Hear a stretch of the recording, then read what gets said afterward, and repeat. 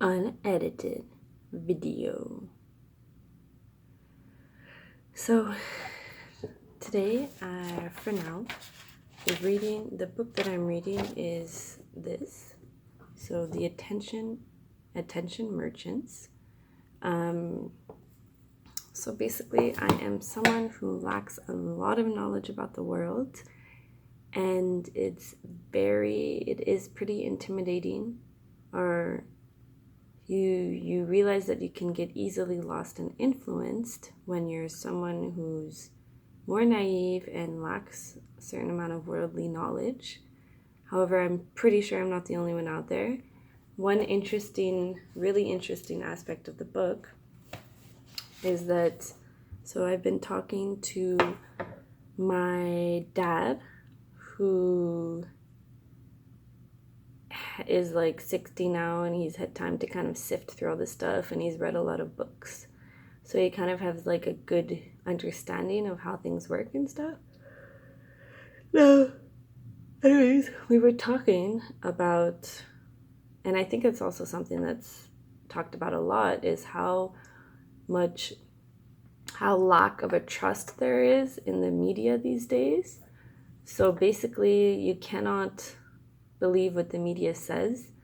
And I personally am interested or fascinated by the idea of like the broken telephone effect, where you can start with a paper that does a certain study, where they might only has done the study on like 100 people, and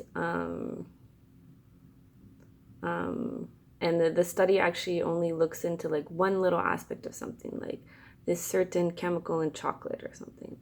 And then by the time it gets to the media, you have people who are claiming that chocolate is really good during pregnancy and you should use it and everything. And things like that I think it's morally wrong in a way, because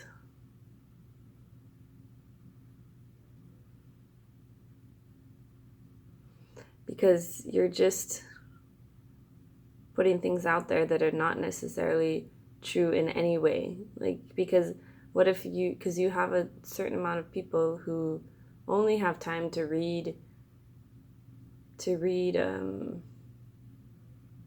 only have time to read these journals or this media. Like, they don't. The other thing is that a lot of papers are not actually open access. So not only that, but if you want to actually get to the study, it's rather hard to access those things. So we were just kind of talking about, with my dad, I was just kind of talking about this stuff.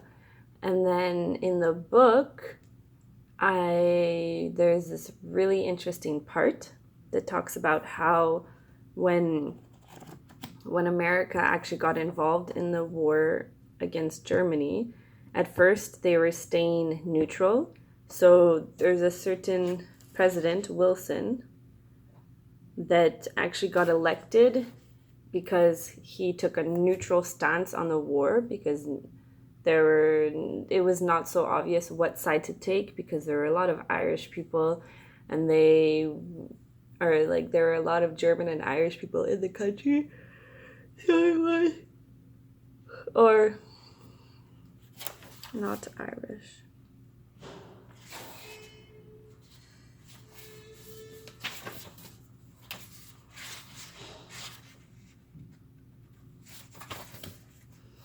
Anyways, basically it wasn't obvious which side to take, and you had a lot of kind of socialists and people who were anti-war. However, it was decided that it was necessary to actually defeat Germany, because Germany was really sort of getting under people's skin. Like, Germany had to be taken out. So and they knew that they had actually won the re-election on a neutral stance. However,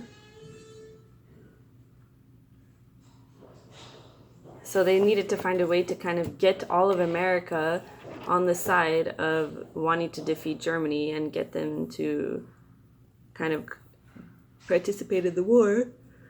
So they they decided to use these techniques from Britain.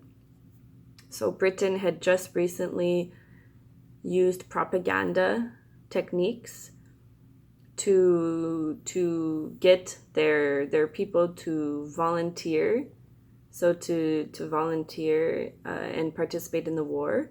So they actually managed to get a substantial amount. In the end, they did have to resort to um, to forcing people to sign up for the war. Eventually, they did have to because they were lacking so many people. However, they managed to get a substantial amount of people to sign up voluntarily, and this is because they used advertising techniques, now referred to as propaganda.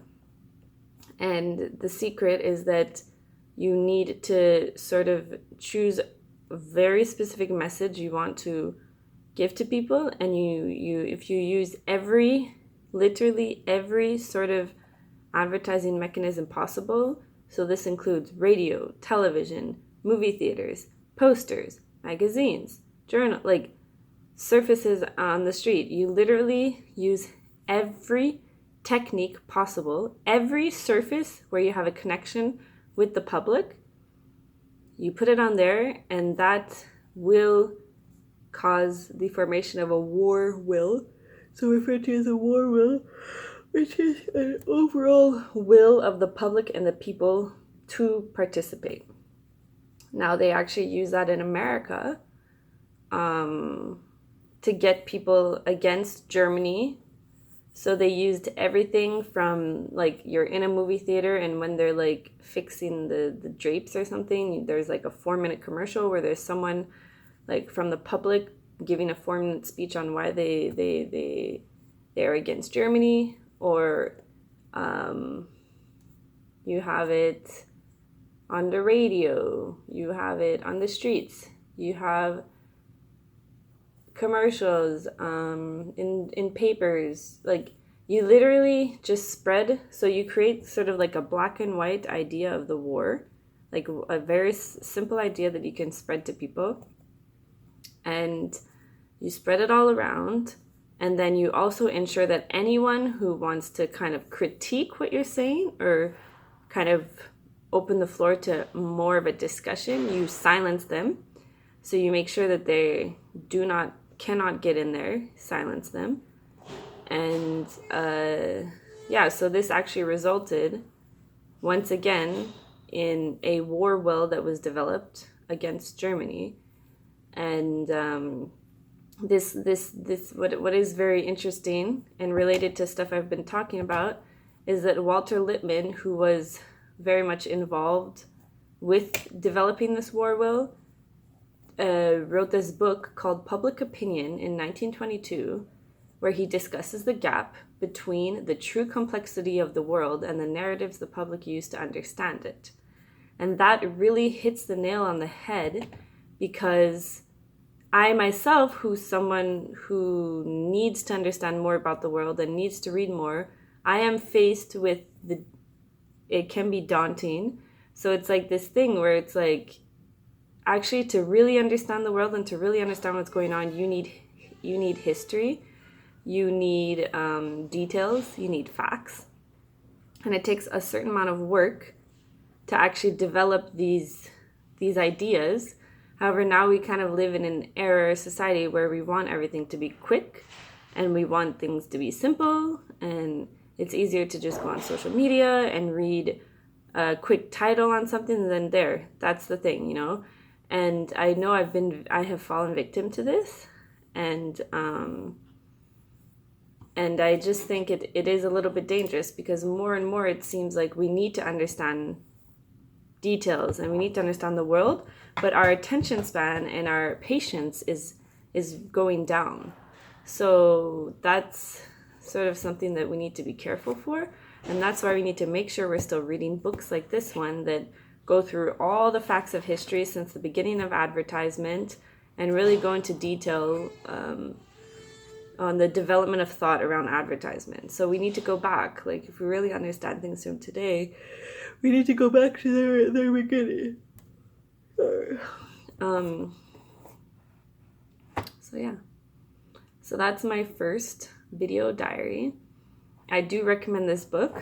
It's The Attention Merchants, and it's a very interesting topic these days because everyone wants our attention nonstop. Our attention is very valuable, and we need to realize how much of how much it is valued, and that we actually have a certain power in where we put our attention and what we do with our attention. So there you go. Have a great day. Bye.